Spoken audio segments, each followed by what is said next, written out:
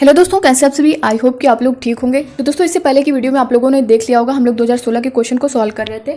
तो जो है 20 क्वेश्चन तो हम लोग सॉल्व कर चुके हैं, यानी पार्ट 1 पार्ट 2 10 क्वेश्चन मैं देती हूँ दोस्तों, पार्ट 1 पार्ट 2 पार्ट 3 करके।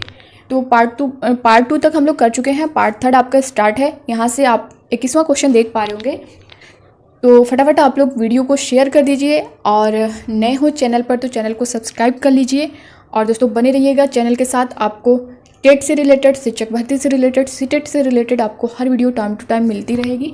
और आप अपनी तैयारी को बस मजबूत करते चलिए। किसी भी नोटिफिकेशन या आप टाइम का वेट मत करिए दोस्तों, क्योंकि अगर आप टाइम का वेट करेंगे या फिर जब एग्ज़ाम आएगा, नोटिफिकेशन आएगा, तब हम लोग तैयारी स्टार्ट करेंगे तो आप बहुत पीछे रह जाएंगे।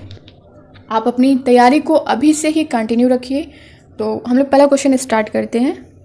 कक्षा शिक्षण में पाठ प्रस्तावना सोपान सीखने को किस नियम पर आधारित है? ऑप्शन ए है प्रभाव का नियम, बी है सादृश्यता का नियम, सी है तत्परता का नियम, डी है साहचर्य का नियम। कक्षा शिक्षण में पाठ प्रस्तावना सोपान सीखने के किस नियम पर आधारित है? तो दोस्तों ये जो है तत्परता के नियम पर आधारित है। ऑप्शन सी जो है ये हमारा करेक्ट आंसर होगा। ठीक है दोस्तों, तत्परता में जो है कार्य करने की शक्ति निहित रहती है। तत्परता के नियम को तैयारी का नियम भी कहते हैं। ठीक है, हमारा सी ऑप्शन करेक्ट हो जाएगा। नेक्स्ट क्वेश्चन देखेंगे। संप्रत्यय निर्माण का प्रथम सोपान है। ऑप्शन ए है सामान्यीकरण, बी है विभेदीकरण, सी है प्रत्यक्षीकरण, डी है पृथक्करण। संप्रत्यय निर्माण का प्रथम सोपान आपसे पूछा है। तो दोस्तों संप्रत्यय निर्माण का प्रथम सोपान जो है वो प्रत्यक्षीकरण है। ऑप्शन सी जो है ये हमारा करेक्ट होगा। इसमें जो है दोस्तों प्रथम जो होता है वो प्रत्यक्षीकरण होता है, उसके बाद आपका विभेदीकरण है, उसके बाद जो है पृथक्करण होता है, लास्ट में आपका सामान्यीकरण होता है। ठीक है, प्रत्यक्षीकरण, विभेदीकरण, पृथक्करण, सामान्यीकरण। तो आपसे प्रथम सोपान पूछा है, तो आपका जो करेक्ट आंसर होगा वो प्रत्यक्षीकरण होगा। ऑप्शन सी आपका जो करेक्ट आंसर हो जाएगा। अगला क्वेश्चन देखेंगे। प्रेक्षणात्मक अधिगम संप्रत्यय किसके द्वारा दिया गया था? ऑप्शन ए है टॉलमैन, बी है बंडूरा, सी है थॉर्नडाइक, डी है कोलर। प्रेक्षणात्मक अधिगम संप्रत्यय किसके द्वारा दिया गया था? तो दोस्तों ये बंडूरा के द्वारा दिया गया था। ऑप्शन बी आपका करेक्ट हो जाएगा। ठीक है, प्रेक्षणात्मक अधिगम जो है दोस्तों ये अल्बर्ट बंडूरा के द्वारा दिया गया। इनका पूरा नाम था अल्बर्ट बंडूरा। ठीक है, इसका जो है निर्माण जो है दूसरों के व्यवहारों का प्रेक्षण करने से होता है दोस्तों। किसका? प्रेक्षणात्मक अधिगम का। ठीक है, इस प्रकार के अधिगम में जो व्यक्ति है सामाजिक व्यवहारों को सीखता है, इसलिए इसे कभी कभी सामाजिक अधिगम भी कहा जाता है। ठीक है, किसको? इसको प्रेक्षणात्मक अधिगम को। तो आपका ऑप्शन भी करेक्ट होगा। अगला क्वेश्चन देखेंगे।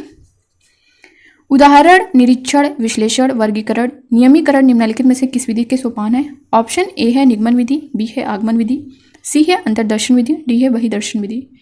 जैसा कि क्वेश्चन में आप देख पा रहे होंगे, उदाहरण, निरीक्षण, विश्लेषण, वर्गीकरण, नियमीकरण किस विधि के सोपान है ये आपको बताना है। दोस्तों ये आगमन विधि के सोपान है। ऑप्शन बी आपका करेक्ट होगा। इसमें जो है आगमन विधि में शिक्षक अनेक विशिष्ट उदाहरणों के आधार पर सामान्यीकरण करने का प्रयास करता है। तो आपका ऑप्शन बी करेक्ट होगा। नेक्स्ट क्वेश्चन देखेंगे। अवधान के आंतरिक अथवा व्यक्तिनिष्ठ निर्धारक हैं। ऑप्शन ए है रुचि, लक्ष्य, अभिवृत्ति, बी है उद्दीपक, वस्तु, प्रविधि, सी है प्रकाश, ध्वनि, गंध, डी है पुरस्कार, दंड, प्रोत्साहन। अवधान के आंतरिक अथवा व्यक्तिनिष्ठ निर्धारक है। तो दोस्तों ये रुचि है, लक्ष्य है, अभिवृत्ति है। तो आपका ऑप्शन ए जो है ये करेक्ट हो जाएगा। आंतरिक निर्धारक में दोस्तों वही आता है जैसे अभिरुचि है, लक्ष्य है, अभिवृत्ति है, आदत है, जिज्ञासा होती है, आवश्यकता होती है, प्रशिक्षण होता है, ये सारी चीज़ें हैं। ठीक है, ये आंतरिक अथवा व्यक्तिनिष्ठ निर्धारक होती हैं। नेक्स्ट क्वेश्चन अब हम लोग देखेंगे। बाल मनोविज्ञान का क्षेत्र है। ऑप्शन ए है केवल शैशवावस्था की विशेषताओं का अध्ययन, बी है केवल गर्भावस्था की विशेषताओं का अध्ययन, सी है केवल बाल्यावस्था की विशेषताओं का अध्ययन, डी है गर्भावस्था से किशोरावस्था की विशेषताओं का अध्ययन। जैसा कि आप क्वेश्चन को ही समझ पा रहे होंगे, बाल मनोविज्ञान का क्षेत्र बताया गया। तो बाल मनोविज्ञान का जो क्षेत्र है केवल शैशवावस्था की विशेषताओं का अध्ययन है? नहीं। केवल गर्भावस्था? नहीं। केवल बाल्यावस्था? नहीं।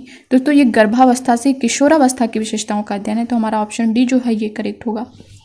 अगला क्वेश्चन देखेंगे।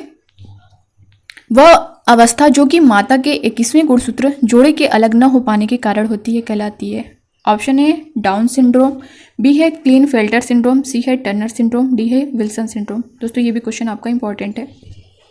वह अवस्था जो कि माता के 21वें गुणसूत्र जोड़े के अलग न हो पाने के कारण होती है कहलाती है। तो दोस्तों ये डाउन सिंड्रोम कहलाती है। ऑप्शन ए आपका करेक्ट हो जाएगा। डाउन सिंड्रोम जो है दोस्तों ये आनुवंशिक क्रोमोसोम जनित विकार है जो शरीर में क्रोमोसोम का एक अतिरिक्त जोड़ा बन जाने से होती है। ठीक है।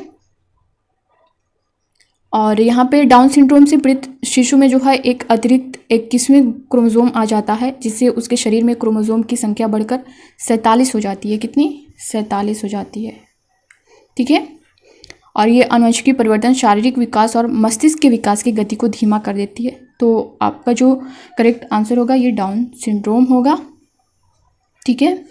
अगला क्वेश्चन अब हम देखेंगे। कोहल वर्ग के अनुसार किस अवस्था में नैतिकता बाह्य कारकों द्वारा निर्धारित होती है?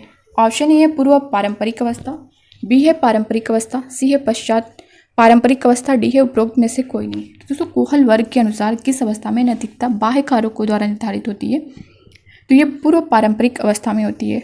ऑप्शन ए आपका करेक्ट हो जाएगा। जैसा कि आपको पता होगा कोहल वर्ग के द्वारा नैतिक विकास के 3 सिद्धांत दिए गए। ठीक है। पहला जो था पूर्व परंपरागत था, सेकेंड पे परंपरागत है, थर्ड पे उत्तर रूढ़िगत स्तर है। तो इसका जो करेक्ट आंसर होगा वो ऑप्शन ए होगा। अगला क्वेश्चन देखेंगे। निम्नलिखित में से कौन सा एक सही क्रम है? इसमें आपको सही बताना है कौन सा क्रम है। ऑप्शन ए अंडाणु शुक्राणु ब्लास्टोसिस युग्मनज, बी है ब्लास्टोसिस अंडाणु शुक्राणु युग्मनज, सी है ब्लास्टोसिस युग्मनज अंडाणु शुक्राणु, डी है अंडाणु शुक्राणु युग्मनज ब्लास्टोसिस। इसमें आपको सही क्रम बताना है। तो दोस्तों इसका जो करेक्ट आंसर होगा वो अंडाणु शुक्राणु युग्मनज ब्लास्टोसिस, ये आपका जो है सही क्रम है और ऑप्शन डी आपका करेक्ट होगा। ठीक है। दोस्तों ये क्रिया जो है ये निषेचन से संबंधित है जिसमें सर्वप्रथम जो गर्भाधान क्रिया के दौरान सर्वप्रथम अंडाणु और शुक्राणु आपस में मिलते हैं। ठीक है। तो ये आपका फर्स्ट क्रम है अंडाणु और शुक्राणु। ठीक है।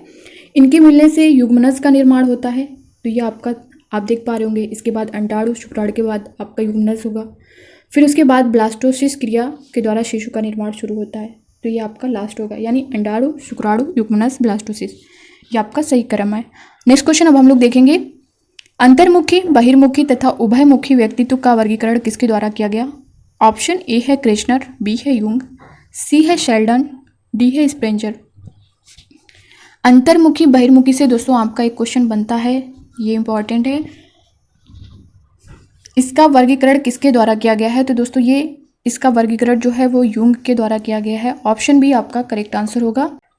यहाँ पे यूंग की हम लोग बात करें दोस्तों तो यूंग जो है वो स्विट्जरलैंड के मनोवैज्ञानिक थे।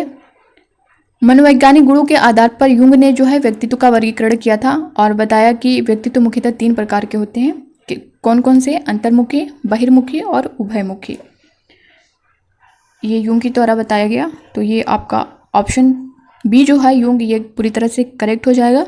तो दोस्तों ये थे सीडीपी के 30 क्वेश्चन जो फरवरी 2016 में पूछे गए थे, ये कंप्लीट हो चुके हैं। अब नेक्स्ट वीडियो में हम लोग जो दिसंबर 2016 में आपका यूपी टेट का पेपर हुआ था उनमें जो सीडीपी के क्वेश्चन पूछे गए थे उन सारे क्वेश्चन को सॉल्व करेंगे। तो बने रहिएगा चैनल के साथ। मिलते हैं नेक्स्ट वीडियो में। तब तक के लिए बाय बाय, टेक केयर, खुश रहिए, पढ़ते रहिए। Thank you.